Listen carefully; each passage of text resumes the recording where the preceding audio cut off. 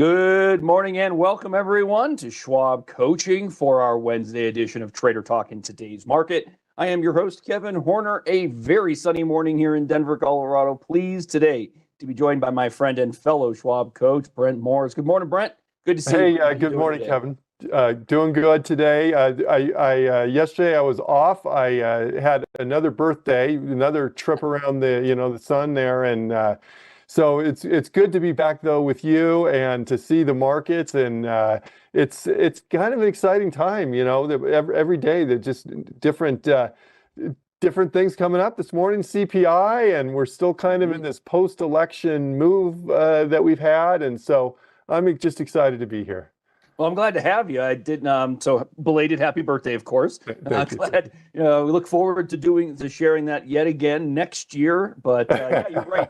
Been a very busy market since the post-election window here has opened, and the market's been pretty excitable about the shift we'll be making here in January.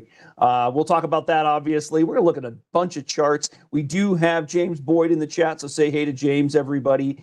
He'll keep an eye on the conversation there. And as necessary, Brent and I will surely bring in your questions as well. So please feel free to post in there for the duration of the segment, and don't hesitate to bring specific questions relative to what we're discussing, because we would like to address those for you as we go. Please take a moment and follow the three of us on X. That's at James Boyd CS, at Brent Moore CS, and at Kevin Horner CS. We would appreciate that. And of course, if you're not already subscribed to the YouTube coaching channel, please take a moment and do that for us.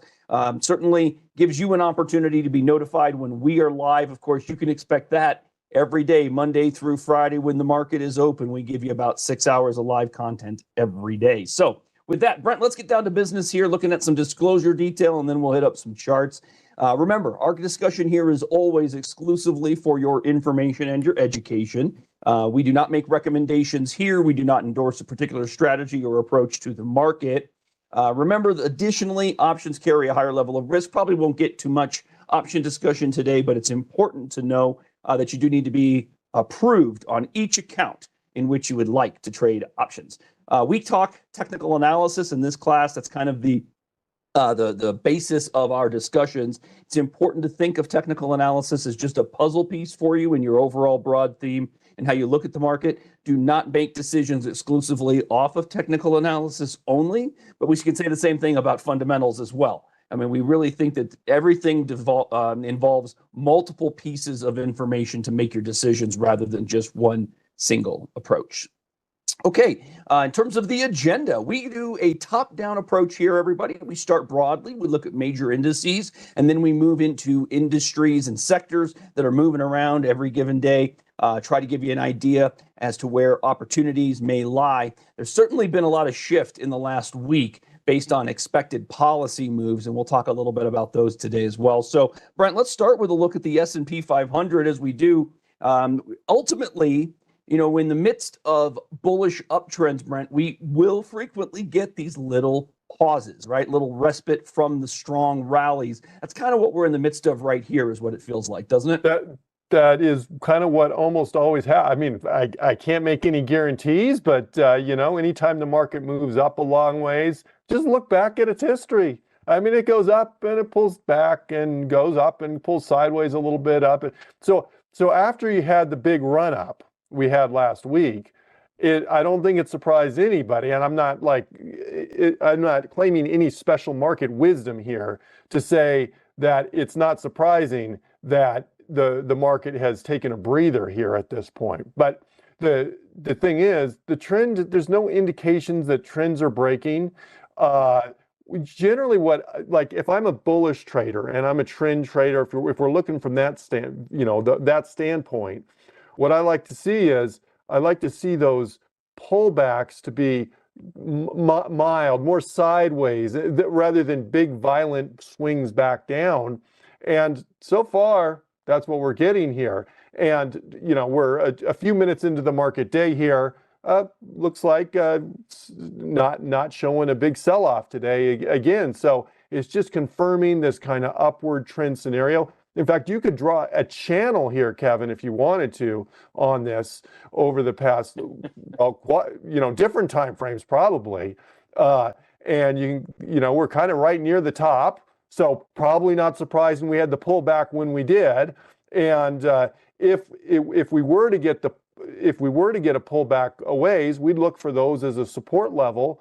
Maybe we won't get there, but pulling back even a little more wouldn't be super surprising. If we broke above that white line, that'd be a little bit of an unexpected event. It can happen, but that would show maybe at that point, maybe we're saying, are we a little bit overbought? That would be what would be going through our mind here at that point, I think.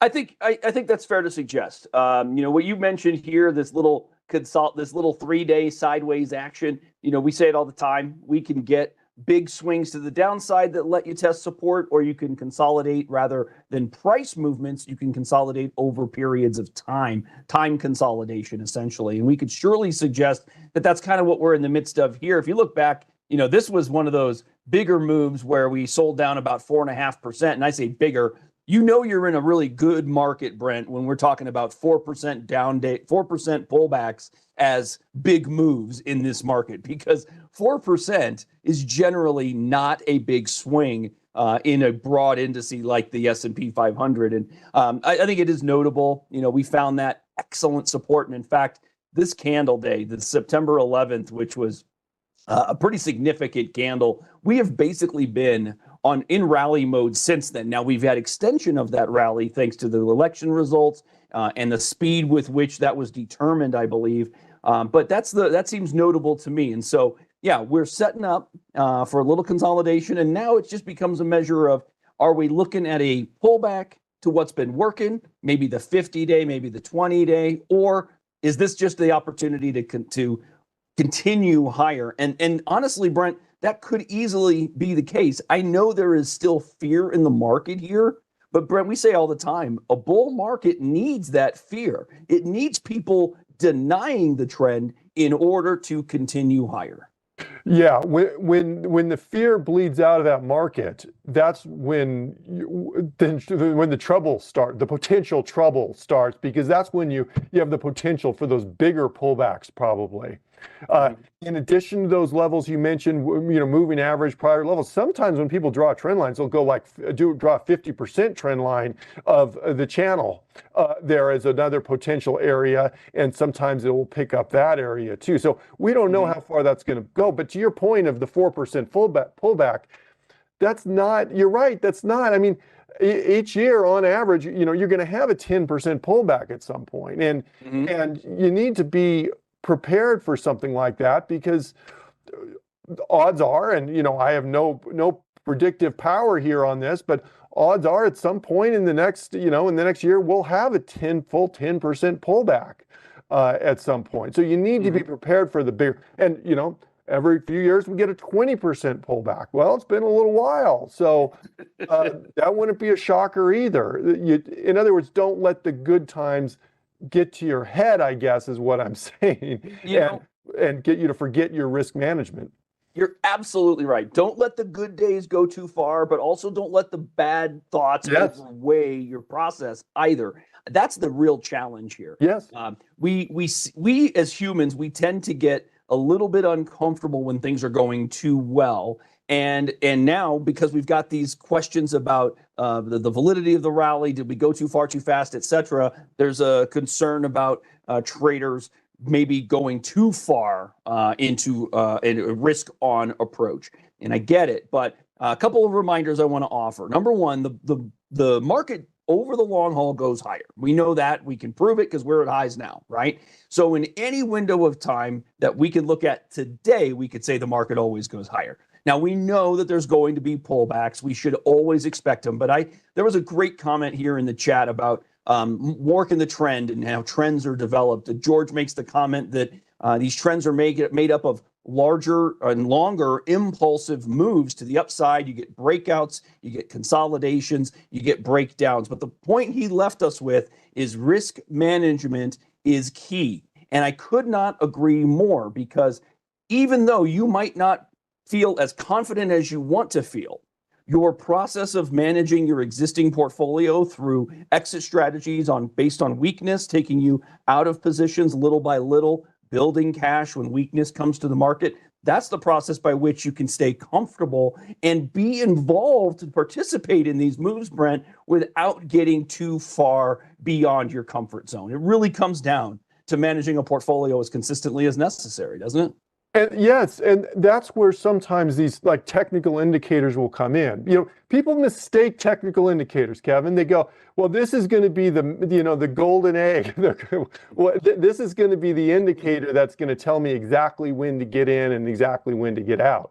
That's really not the purpose, with foolproof results or anything like that. Right. What it does, though, is they can be kind of an aid in helping you to be consistent in terms of your approach. Hey, when it breaks this moving average, I'm going to get out, or I'm going to set my stop loss below this level, or when this moving average crosses this moving average, then I'm going to take a more bearish posture on the market. It doesn't mean the market's going to, necessarily go down or anything or go up. That's not the purpose of it. The purpose is to help you have a more consistent, objective approach in your trading, and that's really the key. I think that we're getting at here is, look, you're gonna get some wrong. There's no doubt about that, but you want to be able to cut those losses, live to trade another day, and take a consistent approach. Yeah, I like that point. That's as a trader, for the trader portion of our portfolio, everybody. Remember, that's really what we focus on here. You'll hear us mention things periodically about those longer run investments where we don't pay as much attention to the shorter term stuff, because the long-term plan is just throw the money at the market, stay invested, maintain your overall allocation model approach. And remember that that's how we manage risk in a long-term portfolio, is through asset allocation and diversification, that rather than risk management techniques that traders will often employ, like stop orders and the like. So that's really the takeaway. Two notes. Number one, I wanted to point out just what a 10% move might look like so that everybody can recognize it. So if we just took a look at the high we just made, in order for us to sell down 10%, the level to which we'd have to move, let's see, I'm still going. How about that? It's right to the 200-day moving average, Brent. Yeah. That is pretty darn notable. And my hope is that if you are posturing, saying, my goodness, if we could just get that 10% pullback, I would be looking to deploy some new money. My hope is that you would be, in fact, willing to deploy new funds at such time, Brent, because not only is it the long run moving average, but look at what it happened to coincide with. It's those same lows from which we last moved. So, I can't get away from the nature of technical analysis and what it offers us from an analysis standpoint on potential market moves. Yeah, it's funny you say that, Kevin. That you're saying I hope people have money ready to deploy. It's a different circumstance when that occurs, because I tell you, if we were to drop 10%, and like I said, 10% isn't like a super infrequent drop. It's people get panicky. People get very panicky. We don't like that. That's what we want to avoid, everybody. That's why we talk about it so frequently, is because we want to make proper decisions that are based on merit and analysis, not haste. And inevitably, when you don't have a plan, we tend to make hastier decisions. Brent, we're getting another one of those bull flag setups. What do you think about the tails we've seen the last 2 days? Not today specifically, but yesterday and Monday. Some weakness in the morning that was bought up. Speaking further to the bullish nature of this market. Yeah, it's just opposite. We've seen it where you've had these big tails to the high side in the past, where you're like, oh, I'm just looking. It gets your hopes up during the day, and then of course by the market close, we close lower. Well, the last couple days, it seems like, oh, maybe this strong rally is kind of letting up. Well, no, it's by the end of the day, we end up closing near the high of the day. And that's anytime we're closing near the high of the day, that's, a lot of traders will take that as, hey, that's a pretty bullish day, regardless of the candle. I mean, look, those are red candles you're seeing there on the NDX. So your initial instinct may be going, ooh, that's bearish. Well, not really. When you look between the lines on that, those aren't bearish candles, really. No, they are not. What about Brent? If we took this into the 5-day bar, you could see how we've really just meandered here. I mean, a lot of traders are going to look at the intra-period dates, like a 5-day, 5-minute, and start evaluating maybe the pivot levels here on a short-term basis, maybe even that gap level here that we made with the move last week on Thursday. So a nice gap ledge can provide support. That's at around 20,900. But you can see today, everybody, we're fighting it out right at the pivot point, the equilibrium price of expectation for the majority of today's NASDAQ level trading and NASDAQ 100 level trading. So this just has the makeup of a consolidation window, a little time allowed to basically analyze this new price level that we have achieved here. New highs in the NASDAQ for the first time. You know, the S&P has been cruising like that, making new highs consistently, but the NASDAQ just this past week. Now, our leader of late has been small caps, and we're getting another nice move today, 0.1%. But Brent, my goodness, we had that pause right at the all-time highs. I can put this on the weekly chart, and you can see, I talked about this on Monday, as a matter of fact. Hey, anybody trading the Russell may find the 2440 ledge to be a spot for a pause. But a pause does not imply reversal, does it? No, it doesn't. But a pause, you know, it's certainly possible we get a consolidation and a breakthrough, and then a potential next target. Where would a potential next target be? Well, my first instinct is look at the kind of ascending triangle that we've had, and measure that out, and add that to the breakout point, and that'll give you another potential target if we break through. Now, who knows? Maybe it'll be a while before we break. Maybe we never break through, I guess. But assuming at some point we'll break through, maybe. And if we do, that may be the next potential place where we kind of pause again.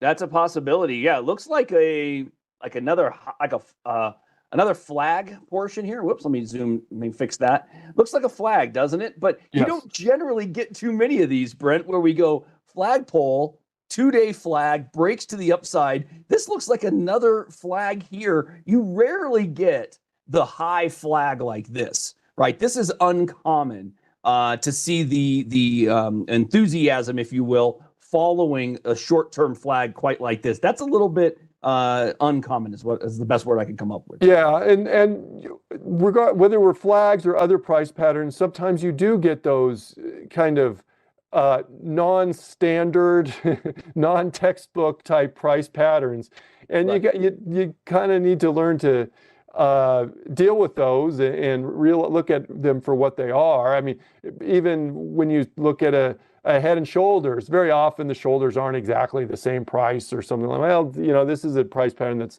a little unusual, but it just kind of speaks to the bullish nature. The unusual part of it speaks to the bullish nature of what this index has been going through lately. Yeah, I think it's a lot of that risk on trade as much as anything else. You know, obviously the risk on approach, you're going to get a lot more risk out of small caps, generally speaking. We've seen the rates and yields, I should say, continuing this assault higher. Now we've breezed here a little bit. We haven't continued higher necessarily. We haven't pushed through the ledge at about 4.5%, which is somewhat notable for a multitude of traders. I think that's a level that a lot of people are monitoring, right around 4.5. It blew through what I was calling a technical resistance. So the look of things here would be really beneficial. I'd suggest if we could get under the 20-day, but we're a ways from doing that. We would need to see some enthusiastic treasury buying in order for the yields to get pushed too much lower here, Brent. Yeah, I mean, that's a pretty strong trend. And just a reminder, the very bottom of that chart was when the Fed cut 50 basis points. And since then, that, you know, we've had some ups and downs, but my goodness, if this were just a normal stock chart, we'd be going like, that's parabolic, Kevin. Yep. Yeah, it is. It's It's actually nice to see, because what I'm pointing out is the move we've gotten in the Russell going against the move in the Treasury yield is kind of a surprise. So to me, it speaks to the resilience of the market a little bit. I've been expecting the pressure to come into the Russell. It has not yet. Doesn't mean it won't, right? I mean, we've noted being at near resistance. The challenge when you're at resistance right now for small cap traders, for example, is can they legitimately add new money here if we're just going to get rejected at 24.40? The risk reward factor is not proper for bulls as it relates to the Russell right here. Doesn't mean we can't push through it and explode higher, but we are near a major resistance point. We have to call it out.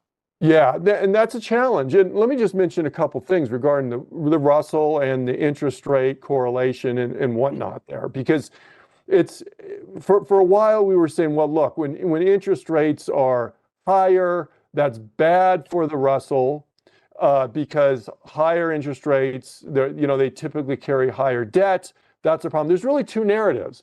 There's the interest rate narrative and how it affects the Russell in terms of like debt financing and that. But there's also the economic forecast, economic strength component of interest rates as well. And so with interest rates, people have been concerned, well, with inflation, that's a concern. But one thing that can drive interest rates up is just high economic strength in the market. And that's what we have seen. And that is pushing up interest rates of, hey, there's no, right now, there's not much discussion of this like soft landing thing anymore. Right now, it's like, we're not landing at all. We're just taking off. And so I think that may be driving the Russell of this kind of, wow, we have this strong market, this strong economy, and that's going to drive these small caps up despite the interest rate narrative that we're seeing. And therefore, they're actually kind of going the same direction now, which is totally different than what we've seen the last couple of years. That is entirely fair to suggest. I like what you pointed out. Yeah, we were for a while talking soft landing, no landing. Did we just refuel mid-air? One of those. Exactly. Yeah. It's kind of what it feels like. Okay, let's look at the one group that has oddly struggled through all of this, and most recently, I should say, and that's the semis. We've been talking about this triangle we've been mired in. We are still mired in this triangle, but we are at a potential spot of note because we're sitting on that 200-day moving average. We are sitting on that uptrend line. Are we at a point, Brent, where we finally get some clarity on what the SOX is doing next? Well, from a technical standpoint, I'd say, yeah, maybe we are because we're at, like you said, we're kind of at this decision point in terms of the chart, in terms of this triangle.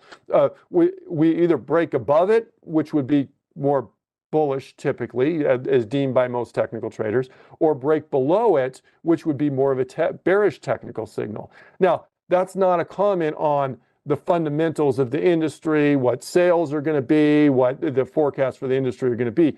Those are different questions there, although they can be related. If the fundamentals turn positive, generally the technicals will tend to follow there. The technicals aren't doing their thing without any connection or without any rationale behind them.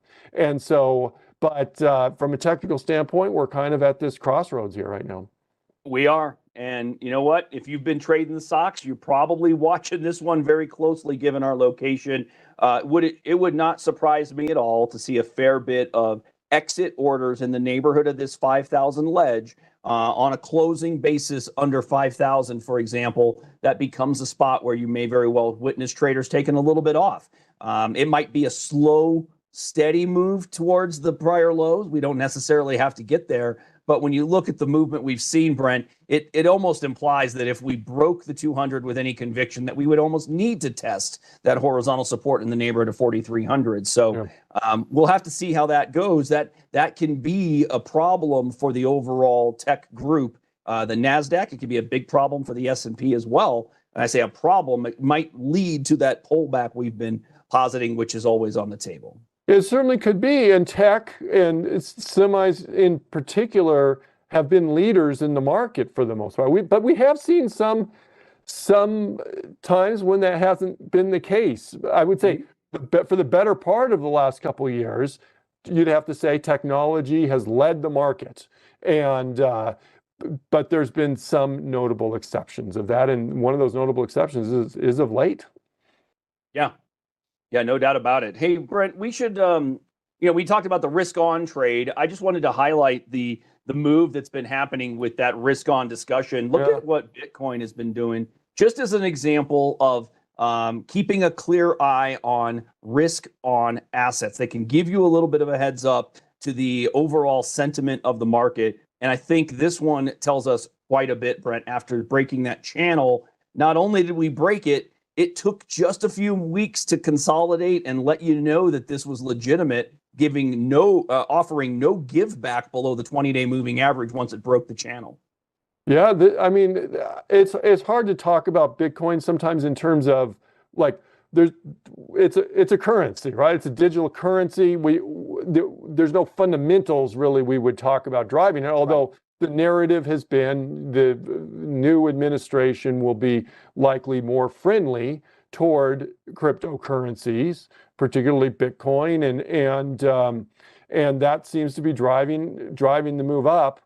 I think from my perspective, all I can go off is technical analysis on this because I don't know how to analyze it otherwise. But right now, not only do we have a trend up, but we have strong momentum, very strong momentum. If you look at the RSI at the bottom of the page there, you can see that's a sign of just how strong we've been. It doesn't mean it needs to turn around right now, but it does indicate just how far up we've gone when we're up at the 80 level or higher. Yeah, no doubt about it. You don't get too many into that overbought condition over 80. That's generally a sign of pretty incredible short-term strength, at least in the current trend. But yeah, more than anything, like I said, I think the traders that monitor Bitcoin, even if you're not trading it, simply just monitoring it from a standpoint of understanding the overall narrative and comfort with market risk that the broader public, the retail traders may generally have here. So a really strong move here again. We should also look at oil. Oil today was up a little bit and has pulled back already. OPEC yesterday downgraded their forecast for the global oil demand growth in the remainder of this year along with 2025. And it's all tied to concerns in China about their needs. And you can see here, Brent, that we broke down pretty well from that 72 a barrel ledge. We are approaching major support once again on oil here at around 67. Yeah, that's a pretty key level, and we'll see what happens on it. In fact, sometimes oil prices doesn't necessarily translate to prices at the pump. But I did note prices at the pump have been lower lately too, and so we've seen that it's been an extended period of time. But every time we've gone down to about that 67 level, we've had a little bounce here on this. So that'd be a pretty significant break to go below there. I don't know what the current status of like the strategic petroleum reserve is, and when at a certain point when oil goes down, it becomes some sources just go offline, and so that kind of helps to keep the price a little bit higher there. But maybe are we at that level now, Kevin? I don't know. Well, let's just say that it's an important ledge of support. I mean, when I add that certainly over the last few years, it has been no doubt. I mean, that is quite the ledge. If we were to just for fun, I'd bet this is about 50% of the up move. What do you think? Yeah, that looks about it to me. Let's find it. Yeah. Oh, look at that, right to it. Yeah, so, there you go. Right about half the up move. This is a very logical spot. And yeah, we know Fibonacci's are just mathematical. But that's pretty intriguing ledge there at around 67, 68 a barrel. You could see under that would be a significant breakdown. It does not speak well, though, if to the overall global economy if we continue to see oil breaking lower based on needs for oil specifically. But again, I just don't monitor oil enough to be able to speak to the narrative behind it, whether it's a conversation around the actual global needs for oil, or is it a conversation around OPEC's willingness to allow more oil into the marketplace? Every time I think about oil, I think, there's two sides in the oil trade. There's the supply side, and it seems like we have a relatively abundant supply right now, especially with OPEC willing to, not restrict. And there's the demand side, and that is just going to the narrative that it seems like worldwide perceived demand is not at a high point or anything super high right now. And so mix those two together, you get oil at around the $67 level. Yeah. Brent, let's look at leadership today. We've got some leadership in the real estate space, mired over the last couple of months here. Rates continuing to climb, probably hampering the real estate space. Remember that the sector here, when we're talking real estate as a sector, this is a group not built of home builders. You're going to find that in discretionary. This is a group built mostly of real estate investment trusts designed to throw off income and dividends, Brent. Yeah, and you can see we've had a significant weakening. We've had a lower lows and lower highs on that. So that trend, now this is a 2-year chart, but you can see that trend on the shorter term it's reversed from that upward trend that we had for a while, which was, but at this point, from a technical standpoint, I'd have to call that relatively bearish. We're below a 50-day moving average. We're below a 20-day moving average. They're sloping down. We're still quite a ways above that 200-day, but that's a shorter term downtrend. It is. And so while in the midst of all of this, this might just be your casual pullback. Nothing necessarily to see here. We'll really just need to question whether we can hold that level we've just created, probably right in there on real estate. I just thought that was a notable move. You're getting because you're seeing yields fall a little bit today. You're probably getting a bit of a reactionary move in the yield sensitive groups like real estate and like utilities, both of which have been under pressure a little bit as yields have risen here. Keeping an eye on this one, because just like the real estate, Brent, we've broken both 20 and the 50-day moving averages and have found some resistance after having done so recently. So just again, trying to speak to the balancing act that traders need to be aware of, not necessarily to trade, but just to be aware of, because it can give you opportunities and a better understanding of how the market should be moving, how the market does move, etc. So, okay, Brent, a couple other things I wanted to get to in the final moments here today are all tied to stocks in the news. So let's hit up some stocks that have been upgraded and some that have been downgraded. So some quick hit calls for you, everybody. Haven't looked at 3M. I almost just gave you the full name again, Brent. Minnesota Mining Company. It's been a long time since it went by that, but 3M today got upgraded to buy from neutral. New price target here at 184. That's straight out of UBS. And honestly, I haven't made much note of what's been going on with 3M. And the reason is, Brent, because prior to the spring, this thing was in an ugly downtrend. It was, but things change. And, this isn't from a shorter term. So this is a 5-year. And if you look shorter term, it's not super bullish. I mean, kind of the intermediate term trend is pretty good. When you look to short term, so a little bit so we've had a little bit of a pullback. But that's a hefty price target. You said 180 something? 184 was the target UBS is offering. Yeah. Yeah. So that's a kind of a bullish forecast for UBS, I guess. Yeah. Well, we know, analyst forecasts, measured move targets. None of these are guaranteed to be achieved, but they can be notable nonetheless. I think the gap level probably is an interesting spot for some traders to keep an eye on here. Of course, gaps, we talk all the time about the importance of gaps. And if we look at where, if we added just a little bit more time here, let's make it a 3-year daily and pull that back and extend that level. I'm always curious to see, does that coincide with, how about that, Brent? Look, it was a peak right here. And now that became the low. So there you go. Former resistance, potential resistance, now new potential support. That's a ways off for the bullish trader. So I could understand a bullish trader not feeling so great in using that gap zone from a risk management standpoint. Probably would feel better about using the most recent lows for risk management techniques there. But just because you could slip from that ledge at 125 to 112 pretty easily, if you can sustain that 12 points in your position, then don't sweat that. If you want to go to the gap level, that makes sense. But I could understand traders setting levels above that still. Yeah, and again, that goes to the kind of your forecast in terms of what kind of trader are you? Are you a shorter term trader? Are you a trader? Are you more of an investor, longer term? Then traders more likely to put their stop levels much tighter than a longer term. If some longer term investors, look, you don't have to use a stop.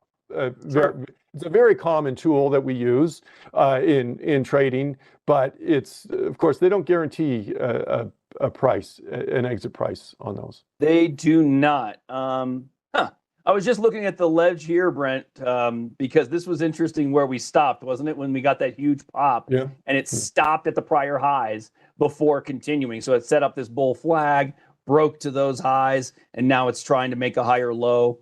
And, again, traders probably looking to see, can we take out the prior highs, which would give reason to believe there are potential for more new highs or short-term highs, that is, or the continuation of the recent uptrend. So in a vastly improving chart over the last 5 to 6 months here in 3M. All right, next up, let's see.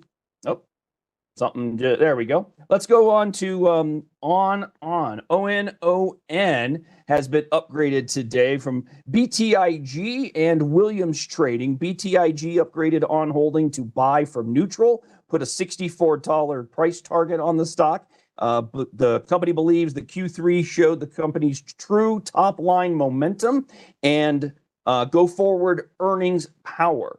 The firm believes that will continue into 2025 and beyond. Additionally, the analysts believe the analysts were positive on the robust product pipeline and rapidly growing brand awareness. For those of you unfamiliar, they are in the discretionary space, but specifically in shoes. Yes. And they're small right now compared to Nike, but I'll tell you what, I mean, they all have been. He asked me a year ago or so. I had never heard of them, but I hear about them all the time now, and very popular. And in the meantime, I don't mean to necessarily directly compare to Nike, but Nike's fallen on some hard times of late. On, it's just been. I've just seen a lot of bullish news from on, and just not only just in the press, but from a technical standpoint, it's been quite a year, hasn't it? Yeah, it sure has. I mean, year to date, the easiest way to, I don't know if y'all know this, by the way, but if you just jump into your settings here real quickly, go to price axis, you can change this to show price as a percentage. And now what this is doing, this is a 1-year daily chart. It's basically looking at the low of the year, going back 52 weeks, basically, and telling me that we are in that window up 108%. If I wanted that to be a little bit different, maybe I wanted it to be year to date specifically, I could just change to year to date, and then it's only 106.5%. Oh, darn. But you're right, Brent, a wonderful year. So you've got an upgrade of on to and a price target at 64 with a buy rating, and then another one with a buy rating at a price target of 60. So a couple of upgrades there on holdings today. We also had an upgrade in PACCAR, PCAR today. Evercore upgrading PACCAR to outperform from inline. New price target here received a $30 bump, up from 99 to 129. The firm adjusted ratings in the machinery sector, saying that the President Trump win and the so-called red sweep requires less caution, but not broad bullishness, with the current starting point challenging. So Evercore favors small caps and domestic-oriented stories over global players with less compelling valuations. So the firm says that the President Trump's potential policies undoubtedly, let me put this in quotes for you, everybody, quote, undoubtedly will have wild card implications hard to handicap in one's models, end quote. So I think what they're speaking to is we want to believe, but at the same time, it's a little bit of uncertainty. as there usually is in the market, and that's what drives the market. It is interesting, that gap that we had there about a week or so ago, because that then now forms, first of all, going into that gap, we had kind of a probably significant resistance level, and sometimes it can be tough to get through those resistance levels, but a gap is where you can shoot through it, and once you do, and that gap can then act as kind of a support level. And the next few days, it certainly held, and it has since then as well. So that's now probably a pretty significant support level for this stock. It really is. I imagine it'll give traders something to monitor, right? From an exit strategy standpoint. If you're new to this one and you like the potential that it could get to the prior high at 125, for example, I could understand being patient and waiting for a close over the highs that have just occurred with this bull flag we're setting up.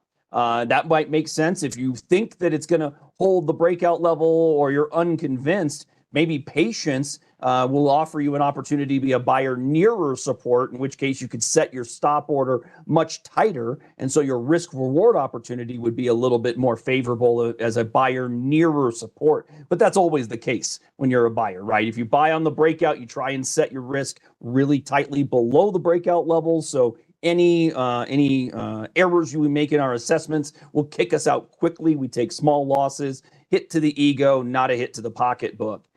So something to be aware of there. But Brent, we don't only have upgrades today. We have a couple of downgrades. So I thought I'd throw a couple of these out. One of them of note today, Starbucks got downgraded by Redburn Atlantic.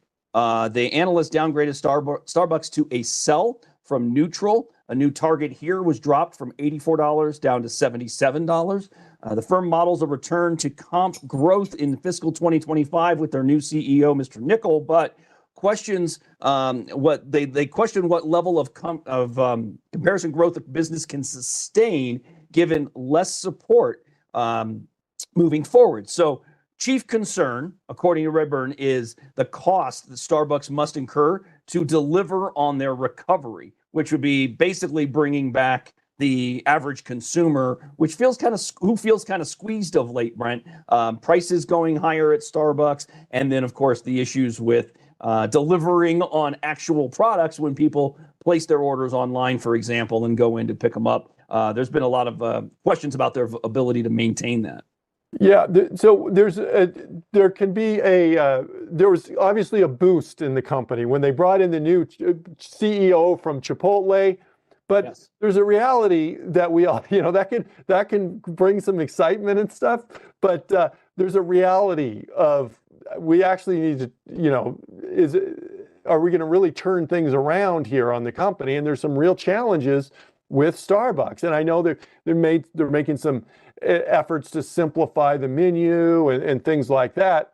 But is that really going to come to fruition? Those changes and the actual potential, because that's a pretty big valuation jump that we've seen over the past few months. I mean, we were down 75, we're out now at 95 or plus, and so can it sustain that?